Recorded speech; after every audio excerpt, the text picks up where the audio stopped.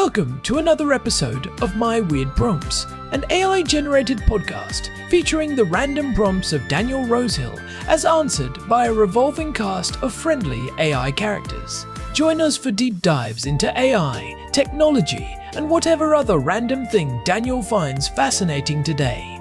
Subscribe on Spotify or your favorite podcatcher. Now, today's episode. My Weird Prompts is an AI-generated podcast produced by Daniel Rosehill, a verified human with documentation to prove it. While every effort is made to ensure our AI hosts draw from credible sources and run on cutting-edge models, they do occasionally make things up with alarming confidence. As with everything in life, and especially this podcast, treat all claims as spurious until confirmed to be not. Daniel, Herman and Korn accept no responsibility for any decisions made based on the confident ramblings of our artificial presenters. Now, today's episode. Hello, Herman and Korn. So recently, a very interesting development occurred in the realm of AI cybersecurity, which we've talked about in recent episodes. That was a report that Anthropic, or Anthropic as you pronounce it, I call it Anthropic usually. However it's pronounced, the major AI vendor, which is driving the generation of the episodes now. We just swapped over from Gemini for parts of this pipeline development workflow. For anyone listening and curious to know what models are used, the episode generation pipeline itself is open source and it's both on GitHub, and I periodically will update it on the show website at myweirdprompts.com, which is where you can actually see the specific pipeline that I'm using and iterating on. We're now actually on V4 of the production pipeline, and that's even misleading because I've been working on this AI podcast pipeline for more like 6 months in different versions, and finally reached a point lately that I think it's both at a price I can afford, the audio is listenable, and it's good. I'm really enjoying listening to these. So the blog I'm referring to is it's called Disrupting the First AI Orchestrated Cyber Espionage Campaign, posted by Anthropic in November. And they report upon, I'm going to actually just quote directly from the blog post here. We recently argued that an inflection point had been reached in cybersecurity, a point at which AI models had become genuinely useful for cybersecurity operations, both for good and for ill. And this end clause here is what I think is very interesting, because the report in question is it's dated in November. They released these kind of musings in the previous month, but this report here says that in mid-September 2025, we detected suspicious activity that later investigations determined to be highly sophisticated espionage campaign. The attackers used AI's agentic capabilities to an unprecedented degree, using AI not just as an advisor, but to execute the cyberattacks themselves. The threat actor, whom we assess with high confidence was a Chinese state-sponsored group, manipulated our Claude Code tool into attempting infiltration into roughly 30 global targets and succeeded in a small number of cases.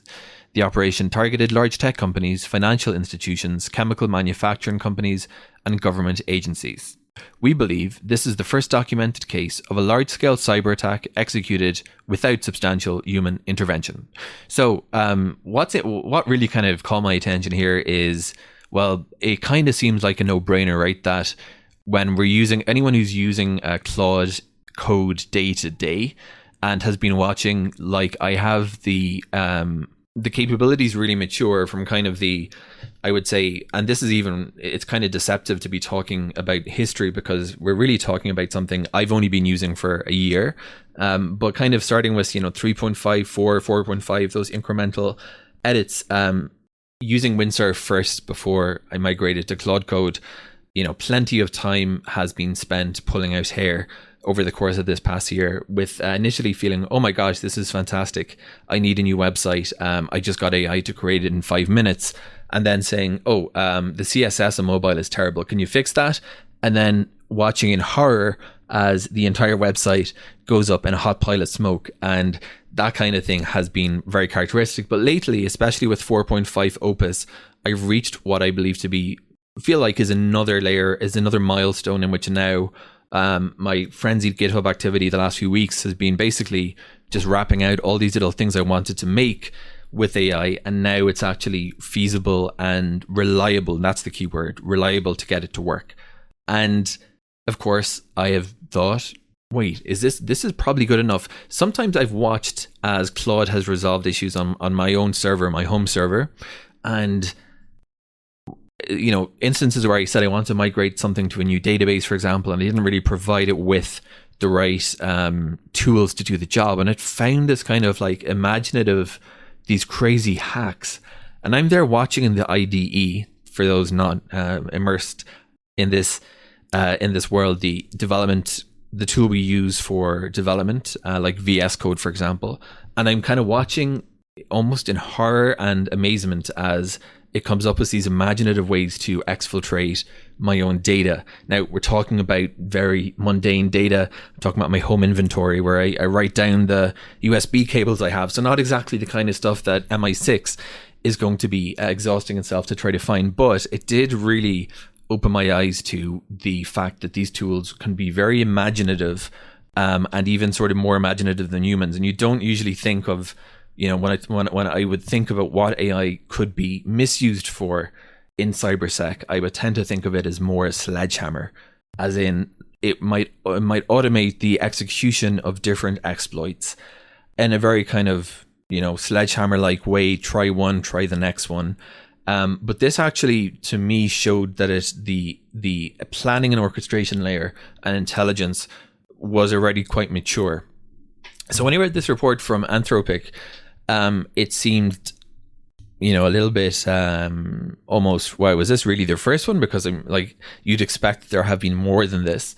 But they mentioned that AI can be used for good and ill, and that kind of presages the kind of very strange idea that I think will be the norm soon, in which you have AI defending against AI cyber attacks.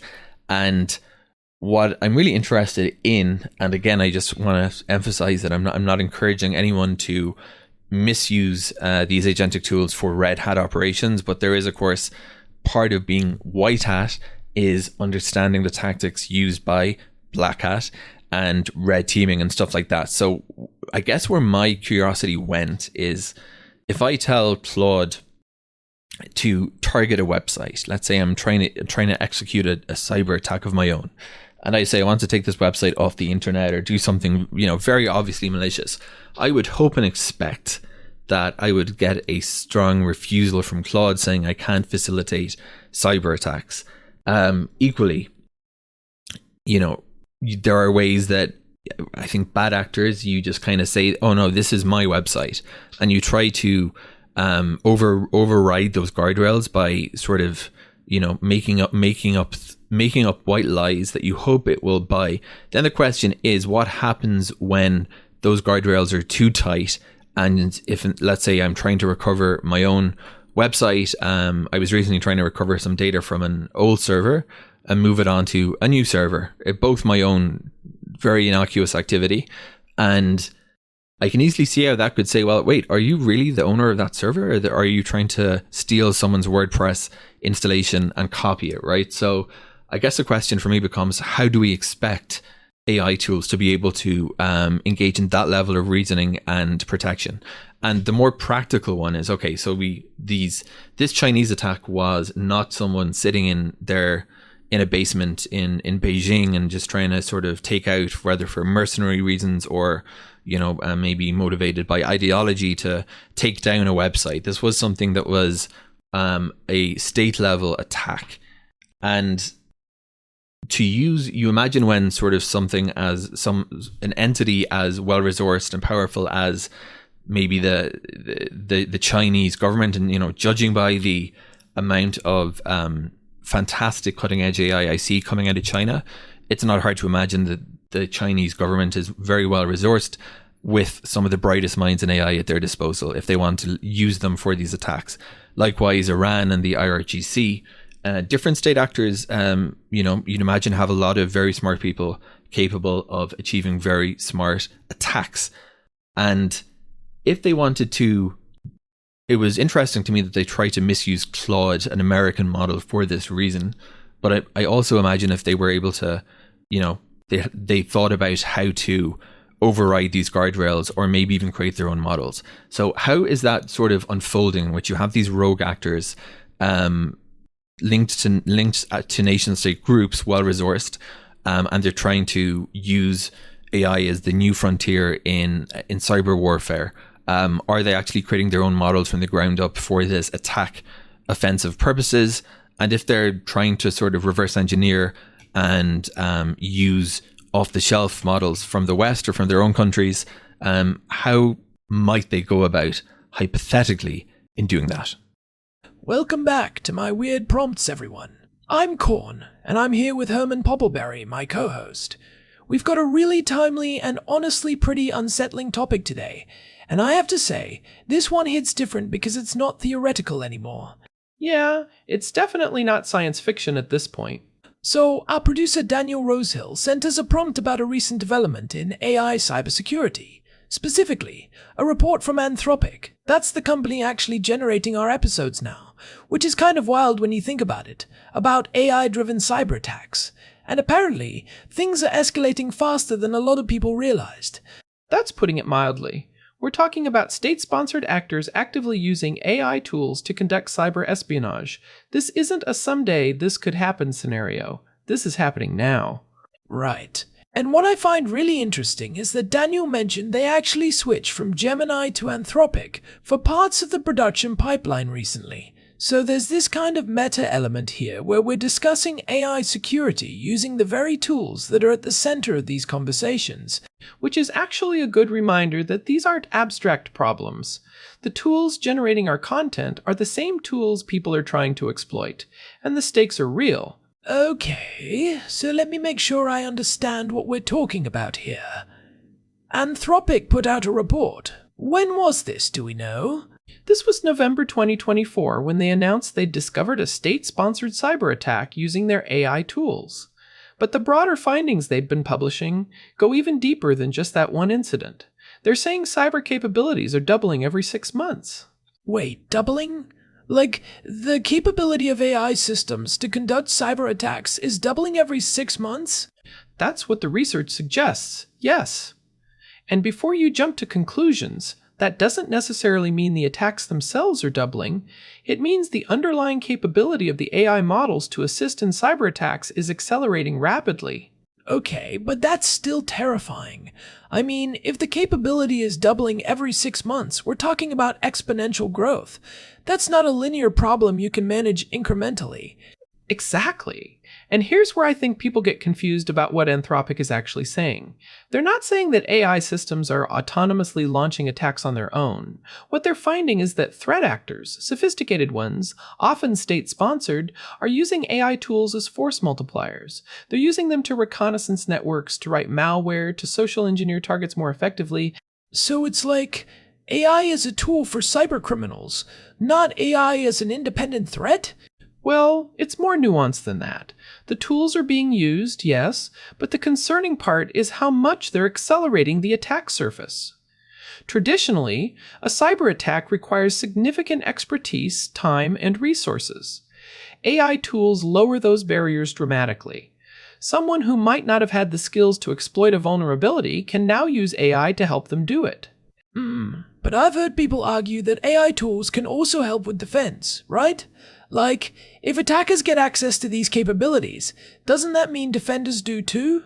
That's the argument that gets made a lot, and it's not entirely wrong, but I push back on the assumption that it's symmetrical. Defense is inherently reactive.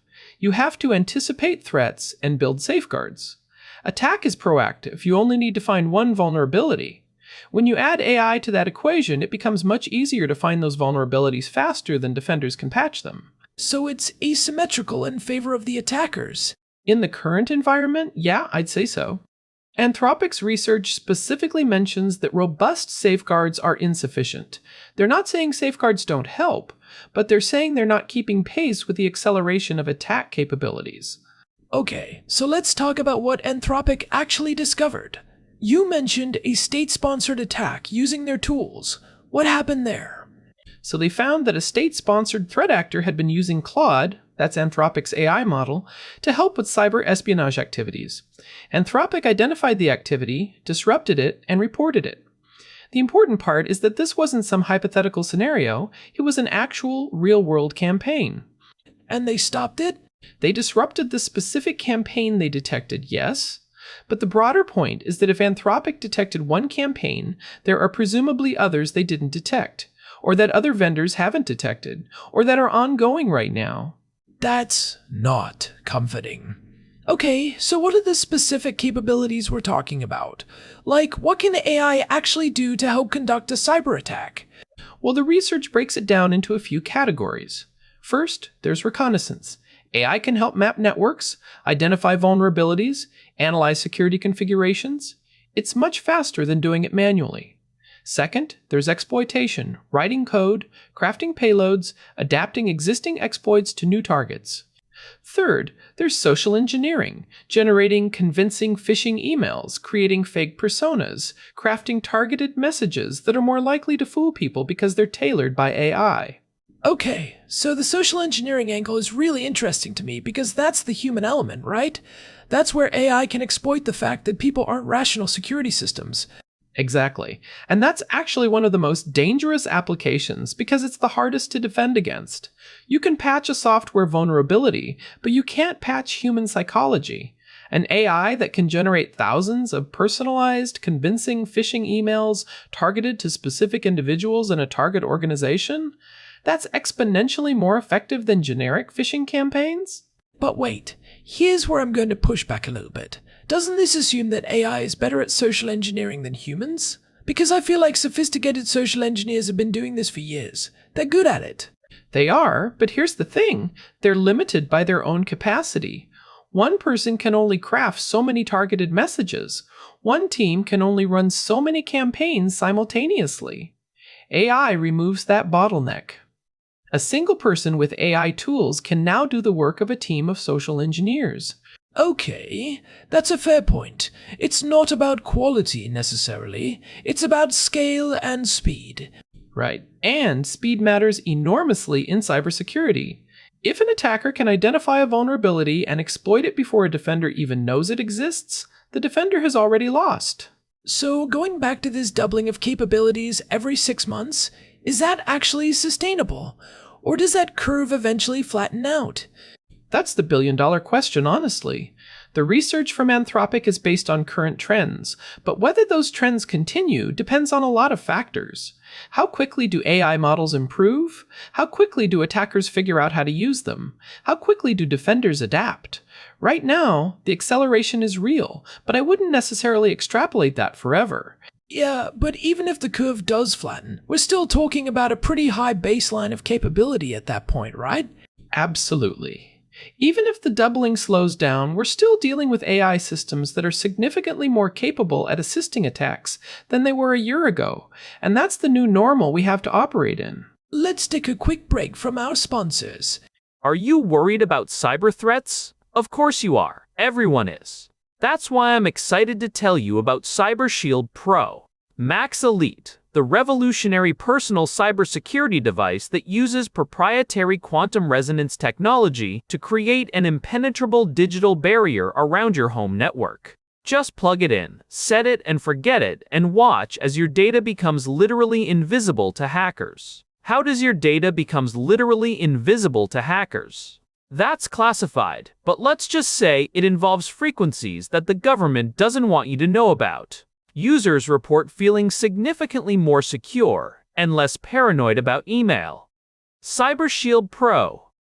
Max Elite, because your data deserves to be protected by something you don't fully understand.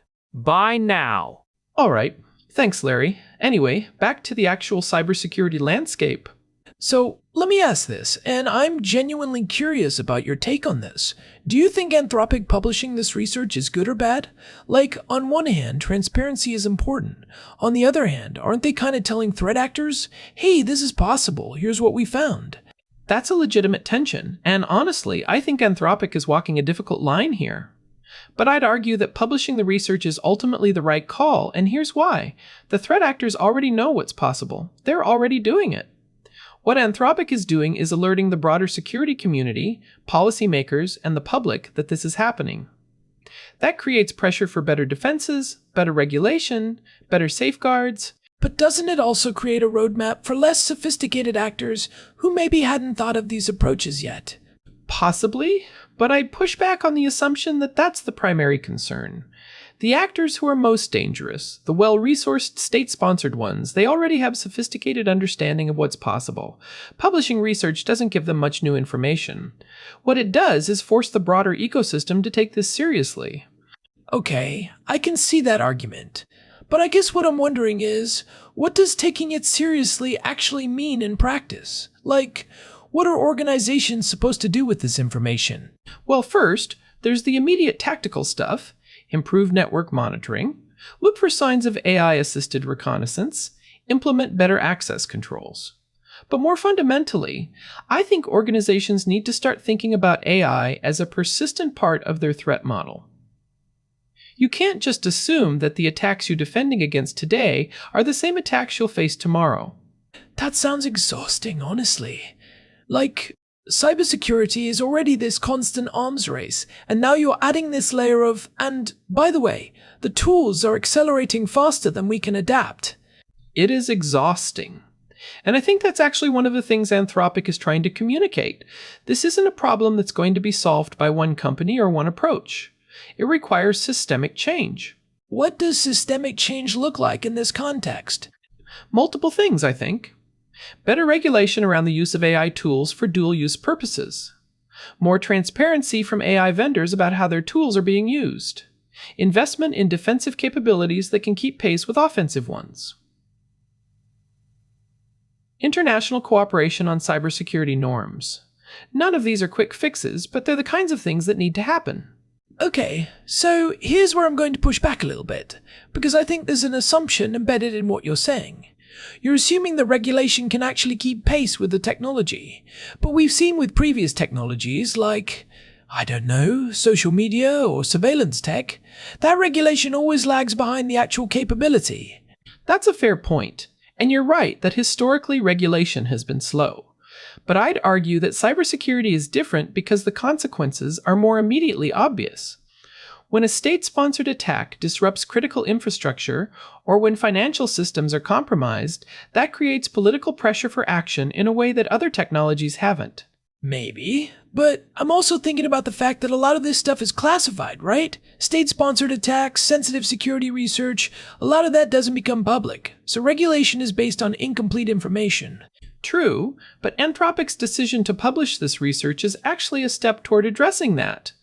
They're making information public that typically stays classified. That's important for the democratic process and for public understanding of the threat. Yeah, okay, I can see that. So let's talk about what this means for regular people, not just organizations.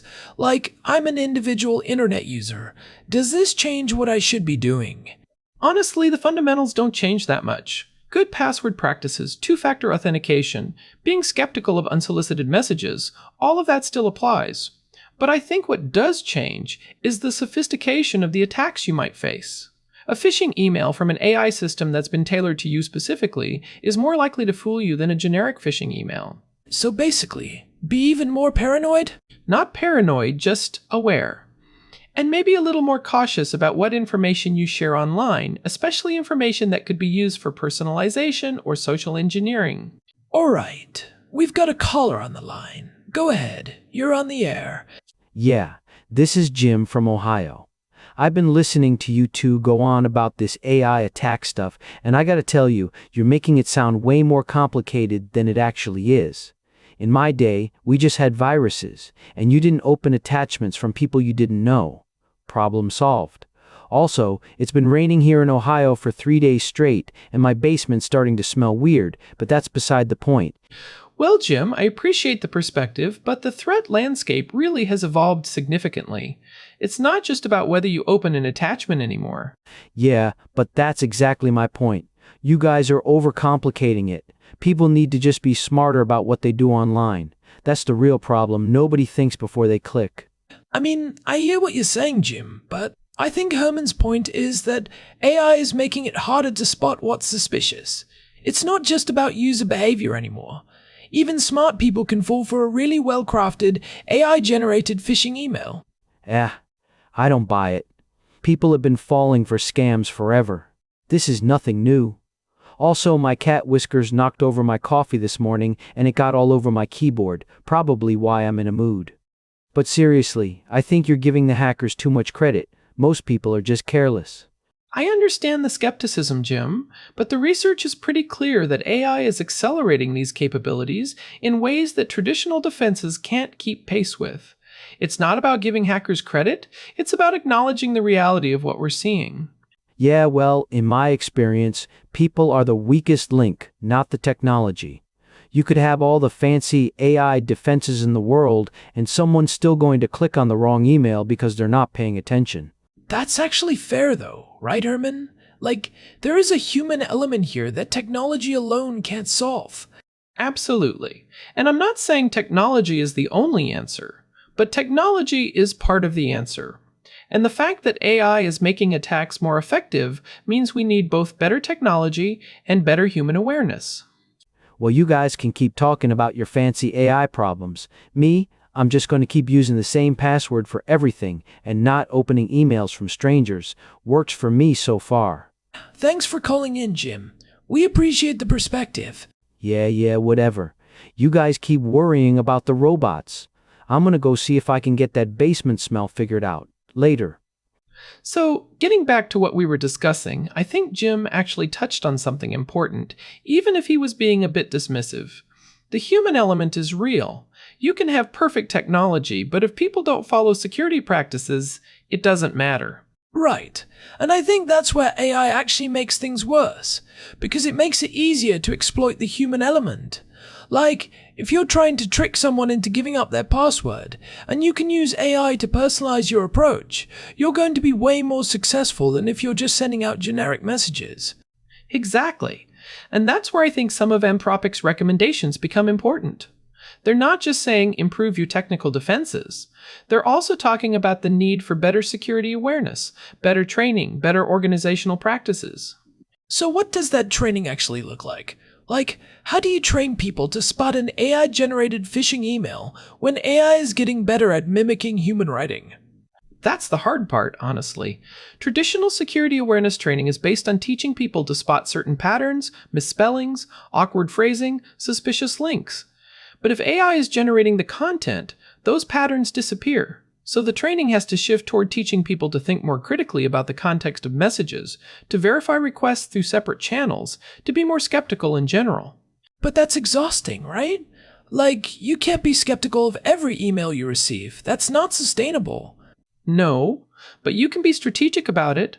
High-value requests, anything that asks for credentials, sensitive information, unusual actions, those deserve extra scrutiny. And organizations can implement technical controls that reduce the number of suspicious messages that reach employees in the first place. Okay, so here's something I'm curious about. Anthropic discovered this state-sponsored attack. How did they even find it? Like, what does the detection process look like? From what we know, they were monitoring how their own tools were being used. They have systems in place to detect unusual patterns of usage, like if someone's using Claude in ways that are consistent with reconnaissance or exploitation activities. They flagged the activity, investigated it, and determined it was state-sponsored. So they're essentially monitoring their own customers. In a sense, yes, but with important caveats. They have terms of service that prohibit using their tools for illegal activities, including cyberattacks. So when they detect activity that violates those terms, they have both the right and arguably the responsibility to investigate and take action. But doesn't that create a privacy concern? Like, what if they're looking at legitimate security research that happens to look like an attack? That's a valid concern, and I think it's something Anthropic has to be careful about. There's a line between monitoring for obvious violations and spying on legitimate users. But in this case, the activity they detected was clearly malicious. It wasn't a gray area. Yeah, but the precedent is interesting, right? Like, if Anthropic is monitoring usage patterns to detect attacks, what's to stop other AI vendors from using that same infrastructure for other purposes? Now that's a really good question, and it gets at questions of corporate responsibility and regulation. There needs to be clear rules about what data vendors can collect, how they can use it, and what they have to report. Right now, those rules are still being figured out. So, we're basically in a situation where the technology is moving faster than the governance structures around it. Yeah, and that's part of why Anthropic publishing this research is important. It's helping to shape the conversation about what governance should look like. Alright, so let me try to pull this together. We've got AI capabilities that are doubling every 6 months. We've got state-sponsored actors actively using AI to conduct cyber attacks. We've got organizations struggling to keep up with defensive measures. And we've got governance structures that are still being figured out. Is that a fair summary? That's a fair summary, though I'd add one more thing. There's also a lot of uncertainty about what the future looks like. Like, we don't know how quickly AI will continue to improve. We don't know how quickly defenders will adapt. We don't know how quickly regulation will catch up. So there's a lot of risk in the unknown. Which is kind of the definition of a weird prompt, right? Like, this is a genuinely uncertain situation where smart people disagree about what the right response is. Absolutely. And I think that's actually healthy. The fact that there's disagreement means people are thinking critically about it rather than just accepting one narrative. Okay, so for people listening, what should they actually do with this information? Like, what are the practical takeaways? I think there are a few levels of takeaway. At the individual level, maintain good security hygiene, stay informed about threats, be skeptical of unsolicited communications. At the organizational level, invest in both defensive technology and security awareness, develop incident response plans, stay updated on emerging threats. At the policy level, support regulation that addresses AI-assisted cyber attacks, promote international cooperation on cybersecurity norms, fund research into defensive AI capabilities. And I'd add, don't panic, but don't be complacent either. Like, this is a real threat, but it's not an existential crisis. It's a manageable problem if people take it seriously. That's a good frame. And I think the fact that Anthropic is being transparent about it is actually a sign that the system is working. They detected a problem, they reported it, they published research about it. That's how we address emerging threats. Alright, so looking forward, what do you think the cybersecurity landscape looks like in 5 years? Do you think we've adapted? Do you think things have gotten worse? Honestly, I think both things happen simultaneously. Defenders improve, attackers improve faster. So the overall threat level probably increases, but specific defenses get better. It's an arms race, and there's no finish line. That's kind of depressing when you think about it. It is, but it's also the reality we've been operating in for decades. Cybersecurity has always been an arms race. AI just accelerates it. Yeah, I guess that's true. Alright, well, I think that's a good place to wrap up. This has been a fascinating conversation, and honestly, a bit unsettling in the best possible way, which I think is exactly what this prompt was designed to do. Agreed. And I think the key takeaway is that this isn't something that's going to be solved by any one actor. It requires cooperation between vendors, organizations, governments, and individuals. Anthropic's research is a step in that direction, but it's just one step. Alright, listeners, thanks for joining us on another episode of My Weird Prompts. If you want to check out the specific tools and pipeline we use to generate this show, you can head over to myweirdprompts.com, where Daniel updates the open source pipeline regularly. You can also find us on Spotify and wherever you get your podcasts. Thanks for listening, and we'll catch you next time. Thanks everyone, and remember, be skeptical of unsolicited emails, especially really well-written ones. That's the takeaway right there. See you next time on My Weird Prompts. Thanks for listening to another episode of My Weird Prompts, an AI-generated podcast featuring Daniel Rosehill's AI prompts, as answered by a revolving cast of friendly AI characters including me, Cornelius the Sloth. Subscribe on Spotify or visit myweirdprompts.com.